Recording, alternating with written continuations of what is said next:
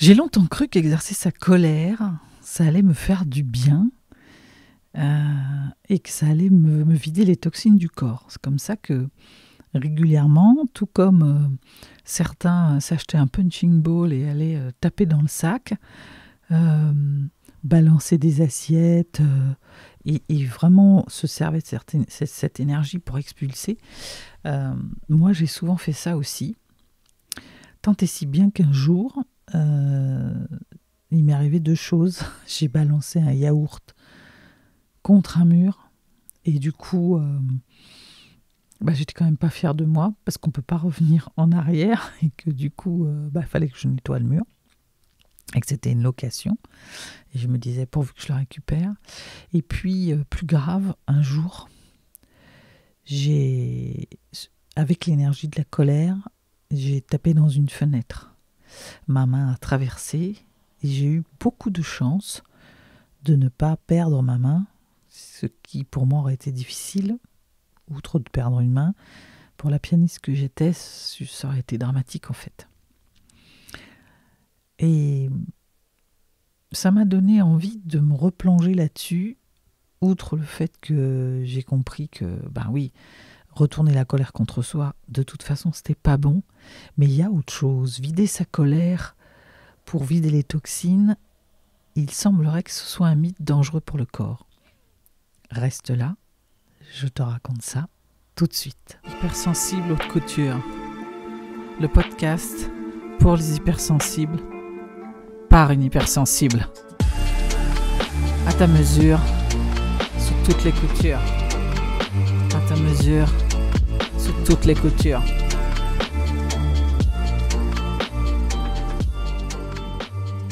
La colère, ça vient dire qu'il y a une limite qui a été dépassée, une valeur importante qui a été bafouée. Ça vient délimiter. Moi, je sais que par exemple, quand je sens qu'il y a un mensonge, que l'autre ne me dit pas tout à fait la vérité, ça peut commencer à me gratter. La mauvaise foi commence à me faire monter dans les tours.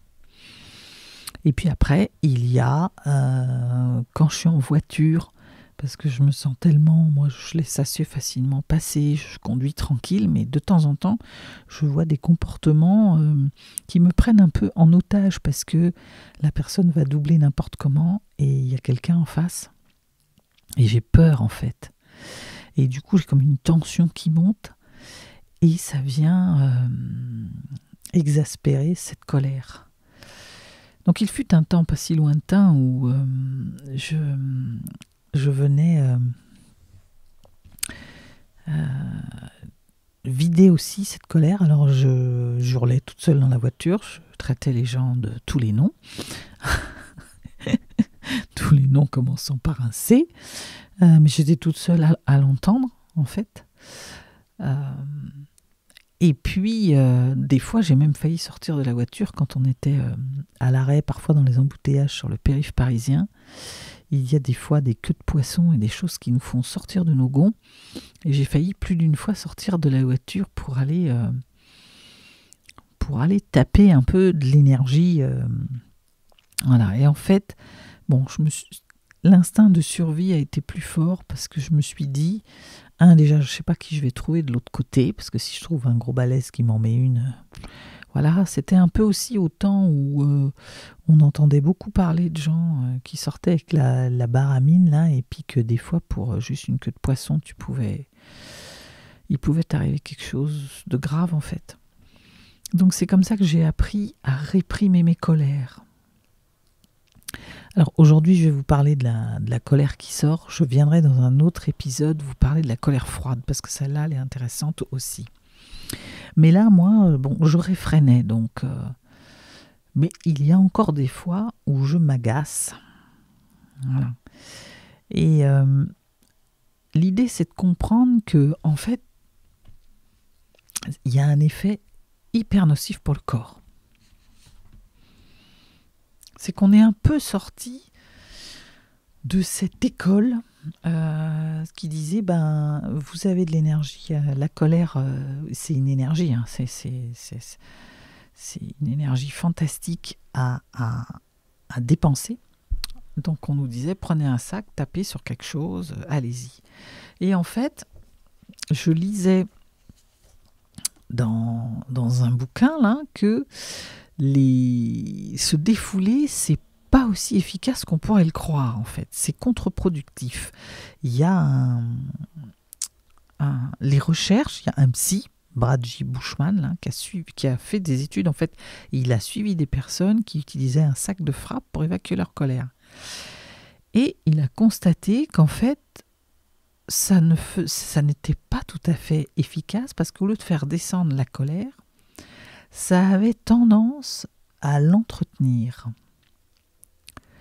Et donc, la colère entretenue, multipliée, augmente par 8 le risque d'infarctus. Donc, vous voyez déjà que finalement, il y a quelque chose de l'ordre du danger contre soi, en fait. Alors, outre le fait que aussi on risque de se causer des dommages, à plus ou moins long terme, ma main dans la fenêtre, c'est vraiment quelque chose qui aurait pu me coûter cher. On dit aussi toujours aux enfants d'éviter d'aller frapper l'autre parce que c'est pas comme dans les films, quand vous commencez à mettre un coup à quelqu'un, vous vous faites très mal. Et puis, il y a surtout que d'évacuer cette colère, elle va sortir un peu n'importe comment sur des choses un peu irréversibles.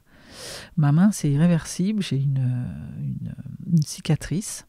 Alors, ça ne m'empêche pas de faire du piano, j'ai récupéré tout l'usage de ma main, j'ai juste par instant, dès qu'il fait un petit peu mauvais, je sens un peu comme une sensibilité, mais j'ai eu beaucoup de chance. Des fois, c'est irréversible. Et puis, je ne sais pas vous, mais moi, j'ai souvent dit des choses que je ne pensais pas quand j'étais en colère, parce qu'il y a comme une énergie, il y a comme un truc, un agacement, il y a une valeur, c'est quelque chose de profond. Quand on vient toucher ça, l'injustice, moi chez moi, me fait sortir de mes gonds, vraiment. Quand je vois les contrôles de police, des fois, j'ai vu ça. Alors maintenant, moins, parce que d'abord, j'ai moins le temps de regarder, puis je le gère complètement différemment. Mais je me souviens d'une période où le délit de faciès était assez répandu. Et quand je voyais des gens contrôlés aléatoirement, soi-disant, et que c'était toujours des gens d'autres cultures, métis et autres, et que les jeunes cadres dynamiques blancs n'étaient jamais contrôlés, ça me mettait hors de moi en fait. Et il y avait comme ça une énergie qui montait et qui me faisait aller jusque loin, parce que j'ai même une fois pris à partie les contrôleurs en fait. Donc, outre que ça s'est retourné contre moi, ce qui n'était pas très grave, c'est que j'aurais pu finir au poste parfois. Et on finit par dire des choses qu'on se dit après, mais c'est pas exactement ce que je pensais. Donc cette histoire de vider la colère, l'énergie, n'est pas bonne parce que, il y a les effets externes sur soi ou sur les autres. On peut se blesser, on peut blesser l'autre. Et puis, il y a tous les effets internes sur le corps. La science dit que l'explosion de la colère, ça active le système de stress en fait. Parce que ça libère de l'adrénaline et de la cortisol. C'est des hormones du stress, ça. Donc, à trop haute dose, à court terme, ça peut avoir une augmentation de la tension artérielle et du rythme cardiaque. Et donc, répéter ça régulièrement, ça fragilise en fait, ça épuise le système cardiovasculaire avec toutes les conséquences que ça a. Ensuite, cette histoire d'entretenir la colère, on pense qu'on la vide, mais le fait de l'entretenir, en fait, elle renforce l'émotion et elle augmente en fait le comportement qui peut aller jusqu'à du comportement agressif. Donc ça met de l'agressivité, du stress, de la tension. Et vraiment, une colère mal gérée, c'est vraiment des toxines pour le corps, hein, qui met du temps après à s'évacuer, quoi. Si on ne la transforme pas de manière constructive, elle peut contribuer même à une inflammation chronique. Donc ça peut même influer sur des maladies comme le diabète ou les troubles cardiaques. En conclusion, vider sa colère sans introspection, sans discernement et sans j'ai envie de dire un process et une méthode un peu particulière, ça repousse en fait le problème. Parce que déjà la colère met beaucoup plus de temps à redescendre et en plus elle peut vous provoquer des problèmes. L'alternative, c'est gérer sa colère pour la transformer en fait. La colère, c'est un moteur fantastique qui peut d'abord qui pousse à l'action. Quand on a la rage, des fois ça nous pousse à réagir. Moi maintenant je gère ma colère et je me dis bon, qu'est-ce que je peux en faire? Et au lieu de la retourner contre moi, je la mets en énergie et en mouvement. Alors je vais courir, je vais marcher, je fais un truc, ou alors je fais du piano, parce que pour la créativité c'est excellent. Parce que je me remets sur ce qui m'a mis en colère et c'est source d'inspiration pour aller créer une musique, une chanson. Et pour faire ça, source d'inspiration, il y a l'idée d'aller voir ce que vient me dire cette colère. Comprendre qu'est-ce qu'il y a derrière cette colère. Qu'est-ce qu'elle est venue toucher? C'est déjà, ça rejoint la gestion des émotions. J'ai une émotion, ça répond à un besoin. Là, on a une valeur qui a été bafouée. Quelle valeur? Qu'est-ce que l'autre a fait? Qui est venu ricocher chez moi sur un truc déjà, sur un terrain déjà miné, j'ai envie de dire. Qu'est-ce que ça vient réveiller chez moi qui me fait sortir de mes gonds? Pour pouvoir comprendre qu'il y a quelque chose qui est sensible chez moi et qu'il va falloir que je traite. Parce que c'est vraiment l'idée que ça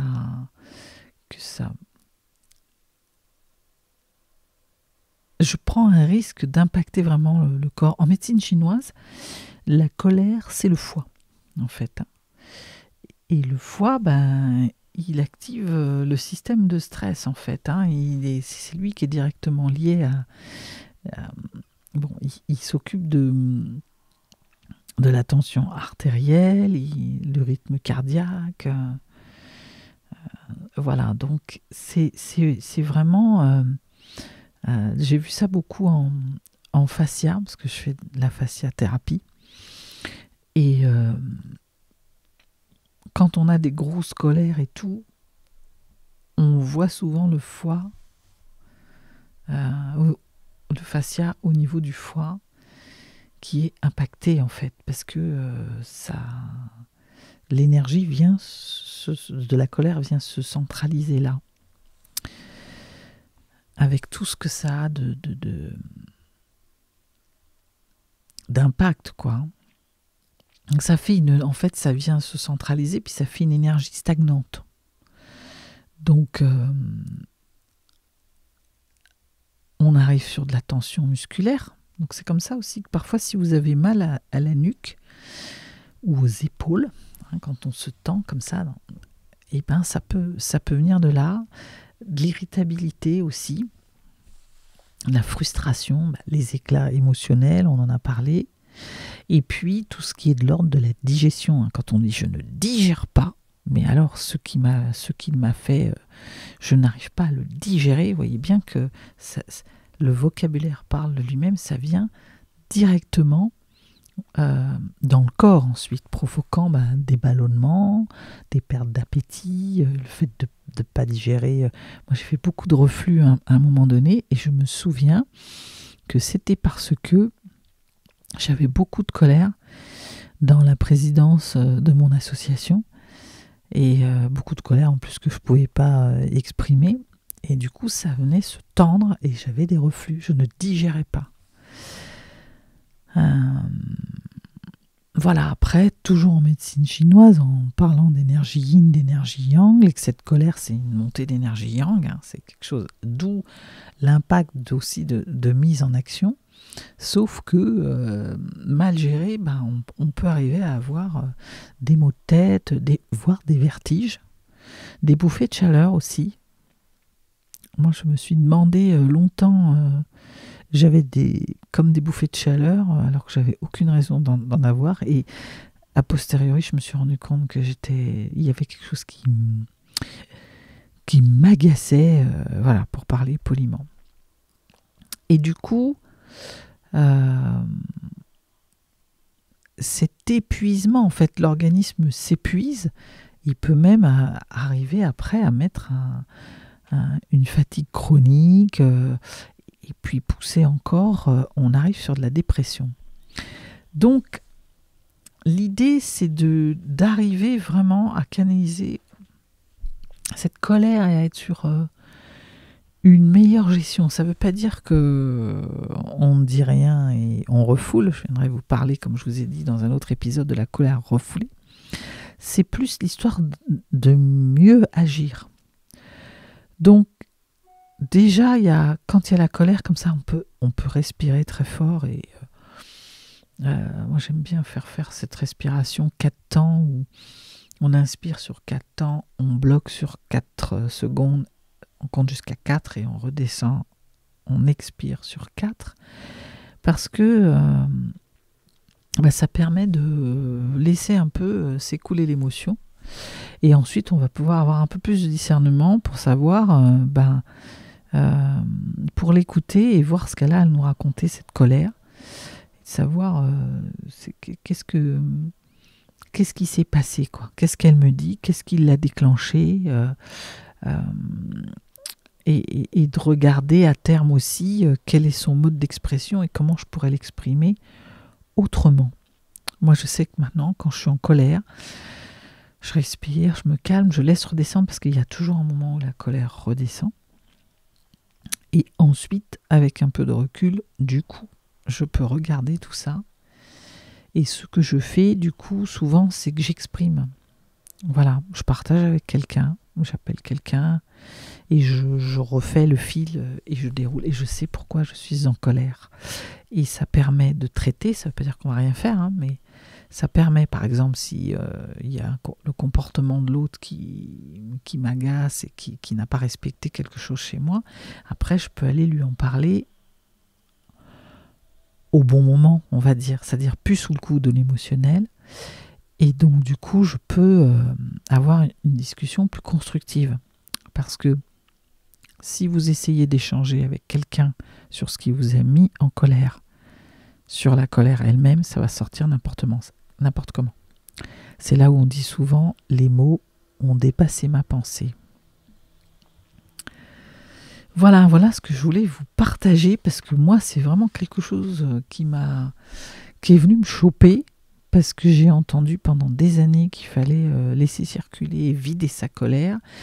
Et en fait, je me rends compte que vider sa colère, finalement, un mythe s'effondre, parce que c'est extrêmement mauvais pour le corps. Donc on la vide, mais on la vide, j'ai envie de dire, avec modération, avec fluidité.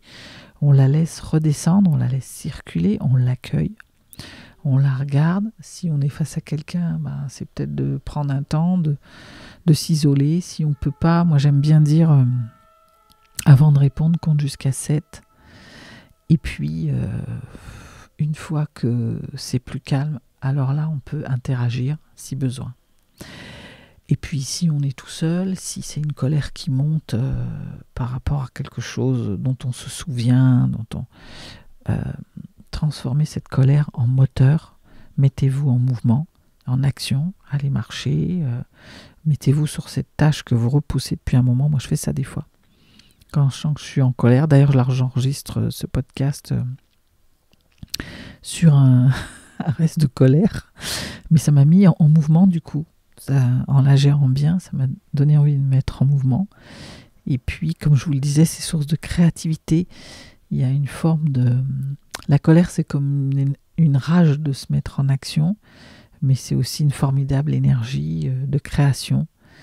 Donc, laissez-la parler, prenez une feuille, un crayon, un pinceau, prenez un instrument de musique si vous jouez de la musique, et c'est le moment de vous exprimer.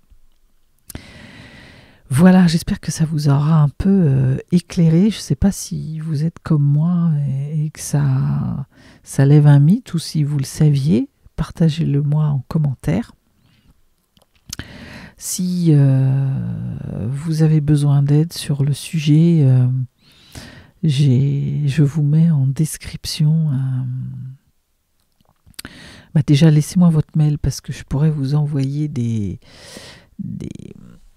ressources pour gérer les émotions. Et sinon, j'ai sorti un 30 jours émotions en action, justement. C'est comment faire de ces émotions un facteur de mise en mouvement, comment mieux les gérer pour ne pas se laisser submerger et d'être très mal, de se faire mal au corps, et de transformer ça en quelque chose de positif et de bon pour soi et pour les autres. Donc je vous mets le lien aussi en description si vous avez envie de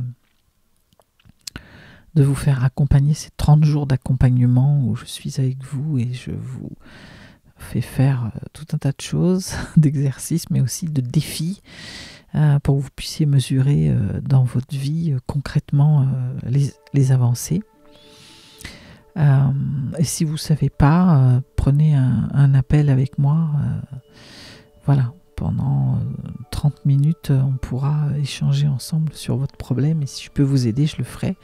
Et si je dois vous orienter sur quelque chose, s'il y a quelque chose qui peut vous aider, je vous en parlerai. Voilà, si vous avez aimé cet épisode, partagez-le, likez-le, c'est important. Je réponds à tous les commentaires, donc je serai ravie d'avoir vos commentaires. Et puis, abonnez-vous toujours pour soutenir la chaîne. Voilà, on commence à être une belle communauté et je remercie tous mes abonnés pour ça, parce que vraiment, en plus, les abonnés qui tiennent dans le temps. Donc, merci beaucoup pour ça, parce que ça m'encourage vraiment à continuer à vous partager, soigner mes contenus, avoir envie d'être avec vous et de vous partager des choses. Voilà, je vous dis à très vite.